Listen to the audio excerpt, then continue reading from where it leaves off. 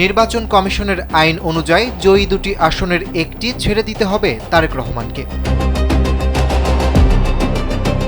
নির্বাচনে ঢাকা ১৭ ও বগুড়া ৬ এই দুই আসন থেকে প্রতিদ্বন্দ্বিতা করেছিলেন বিএনপির চেয়ারম্যান তারেক রহমান। এতে উভয় আসনেই জয়লাভ করেন তিনি। তবে আইন অনুযায়ী একটি আসনের এমপি হতে পারবেন তারেক রহমান। তিনি কোন আসন ছেড়ে দেবেন তা নিয়ে চলছে বিস্তর আলোচনা।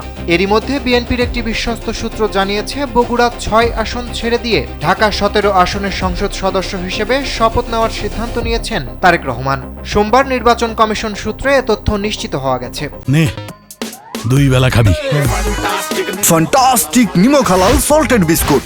আইন অনুযায়ী কোনো ব্যক্তি একাধিক আসন থেকে নির্বাচিত হলে নির্ধারিত সময়ের মধ্যে একটি আসন রেখে বাকি আসন বা আসনগুলো লিখিতভাবে ছেড়ে দিতে হয়। আরপিওর ধারা ১৯-এর ২ অনুযায়ী একজন প্রার্থী একাধিক আসনে নির্বাচিত হলে গেজেট প্রকাশের ৩০ দিনের মধ্যে লিখিতভাবে জানাতে হবে তিনি কোন আসনটি রাখতে চান।